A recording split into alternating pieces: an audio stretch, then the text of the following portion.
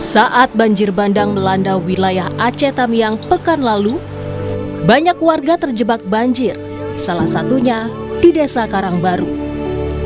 Warga terjebak di rumah yang sudah terkepung banjir. Saat tim SAR belum bisa mengevakuasi, Sersan 1 Giman Syah Putra bertaruh nyawa seorang diri menyelamatkan warga. Prajurit TNI yang berdinas sebagai Babinsa Koramil 02 Karangbaru Kodim 0117 Aceh Tamiang ini bolak-balik menerjang banjir untuk mengevakuasi warga. Dengan inilah kita bisa menolong dengan alat ban. Kita tolong satu persatu. Ini Bapak bikin talinya sendiri ya? Pada saat itu Bapak rakit talinya ya? Dirakit kita sendiri. Dirakit. Sudah dirakit, baru kita aksi. Dari depan melambung melalui tali-tali kabel listrik, pinjaannya kabel telkom sampai ke sasaran yang mau kita bantu. Dengan bantuan alat pelampung inilah. Dalam keadaan kosong, lalu kita ikat ke punggung. Kita satu persatu, warga kita tolong, terutama ibu-ibu dulu. Ya, balik menolong ibu-ibu dulu ya? Iya, ibu-ibu dulu. Dia membawa anaknya juga? Anaknya, kita ibunya dulu, Pak. Oke. Nah, ibunya dulu, Ya. Udah balik lagi kita. Baru ambil balitanya. Sedikitnya 25 warga termasuk bayi, balita, dan ibu-ibu berhasil dievakuasi Sertu Giman dengan peralatan seadanya. Tim Liputan Kompas TV.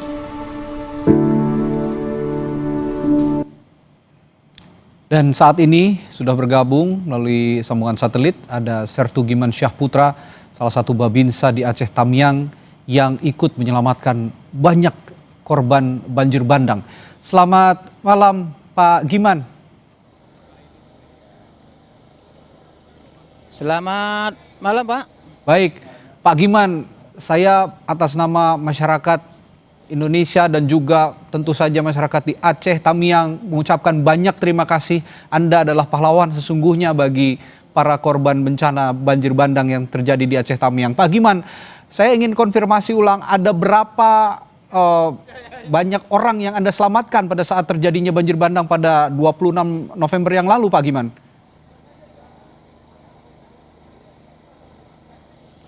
Yang sudah saya selamatkan, yang saya sudah hitung 25 orang. Baik, ada 20. Saya sebagai manusia biasa juga. Silakan Pak, teruskan. Saya sebagai juga manusia biasa, juga punya hati nurani sebagai relawan bencana alam yang menimpa Aceh Tamiang. Sebagai saya seorang tentara juga, sebagai seorang Babinsa, saya berdinas di Koramil 02 Karangbaru. Memang perintah dan ramil seorang Babinsa apabila ada bencana, ada kesempatan, ya tolonglah warga. Saya camkan itu. Nama dan ramil saya Kapten Infanteri Faisal Hadi. Oke, baik. Ya. Kodim 0117 Aceh Tamiang. Baik Pak Giman, saya ingin juga Anda lebih dalam lagi bercerita kondisi pada saat Anda menyelamatkan sekitar 25 orang ya pada saat itu. Ada kaum ibu, ada juga balita, ada juga lansia. Bagaimana kondisinya Pak pada saat banjir terjadi? Bisakah Anda juga melihat tanda-tanda datangnya banjir bandang sehingga Anda sudah lebih dulu antisipasi untuk menyelamatkan 25 orang ini, Pak Giman?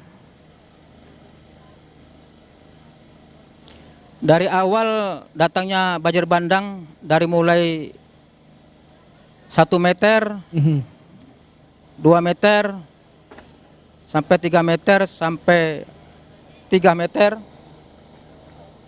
Saya sudah pantau karena yang saya tolong ini kebetulan memang tetangga saya. Di situ ada 3 kakak yang terjebak banjir waktu itu. Ada 3 kakak Yang di hari Selasa, Rabu itu memang 3 kakak. Di hari Rabu itu memang kondisi banjir memang kencang waktu itu, Pak. Saya memang melihat karena aku tengok ya belum para yang terjebak air ini masih santai-santai aja, Pak. Masih ya belum panik lagi tuh, Pak. Oke. Tapi waktu air naik itu, Pak, di hari Kamis pagi, disitulah mereka meminta tolong, menyebut nama-nama saya. Giman, tolonglah Bibi, di sini ada bayi-bayi, ponakanmu juga, tolonglah. Giman, yang di ujung sana punya satu rumah lagi itu juga, tolonglah bayinya saja. Bayinya saja kami biar ke sini. Oke. Tapi kan tidak mungkin, saya sebagai manusia, kalau bisa selamat semua, saya bantu.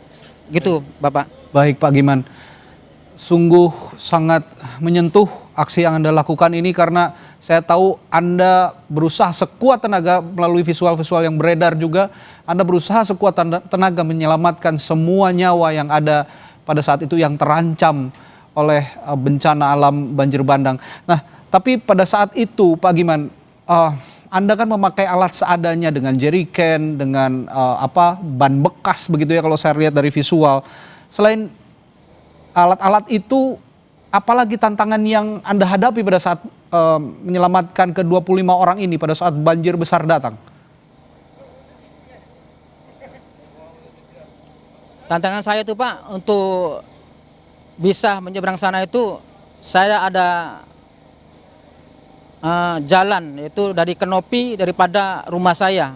Oke. Dan melambung melalui tiang listrik, saya panjat dan meniti daripada pegangan saya itu waktu itu kabel listrik dan pijakan saya kabel Telkom.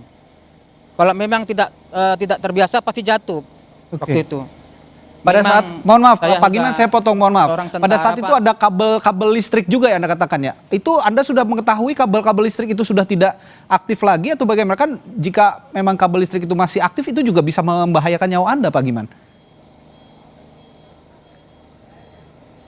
Memang saya, Pak, tidak terpikir ke situ, Pak. Oke. Saya terpikir kayak mana caranya warga itu selamat gitu, Pak.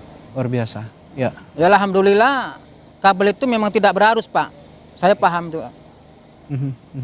Tapi saya tidak memikirkan apakah ada arusnya apa tidak. Saya tidak terpikir tuh, Pak. Yang penting saya harus sampai ke sana gitu, Pak.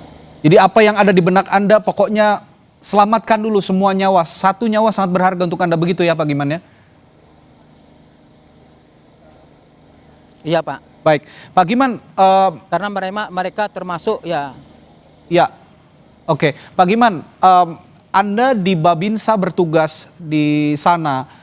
Artinya Anda juga memiliki pembekalan manajemen krisis. Karena kalau saya lihat korban-korban ini kan juga punya prioritas mana yang lebih dulu harus diselamatkan, mana yang dulu lebih belakang diselamatkan. Nah, Anda memilah-milah korban mana dulu yang harus diprioritaskan.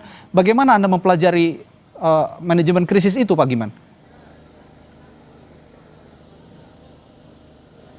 Karena kan saya pelajari arus daripada derasnya air banjir bandang itu, memang penolong pertama itu memang kebetulan pas di sebelah rumah saya, jarak sekitar 4 meter. Waktu itu memang saya penolong pertama itu ada satu warga yang memang kebetulan memang udah terjebak juga, tiga rumah waktu itu. Oke. Memang udah jebol. Jadi saya udah feeling mendaratnya melalui yang saya jebol itu, Pak. Oke. Ya. Satu persatu. Baik. Ya, baik, lalu Balik lagi, Ya, ambil silakan. lagi, balik lagi, ambil lagi itu, Pak. Oke, saya ingin juga tanyakan Pak Giman, dari ke-25 Selamatkan ya, dari ke-25 orang yang Anda selamatkan ini, bagaimana kondisinya saat ini yang Anda ketahui, Pak? Saat ini sudah alhamdulillah sehat, udah kembali ke rumahnya masing-masing. Sebagian udah pulang ke kecamatan lain. Ya alhamdulillah dijemput sama keluarganya. Yang sebagian yang menetap karena berdampingan dengan rumah saya, ya balik ke rumahnya bersih-bersih, Pak. Baik. Terakhir singkat saja Pak Giman, dari pengalaman ini apa pelajaran terpenting tentang kesiapsiagaan bencana di daerah rawan bencana seperti Aceh Tamiang yang Anda alami pada saat kemarin banjir bandang terjadi, Pak Giman?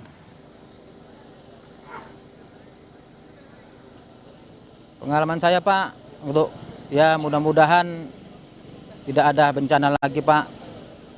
Untuk saya harapkan kepada warga, khususnya Kabupaten Aceh Tamiang, setiap ada bencana banjir, pastikan ada pemberitahuan.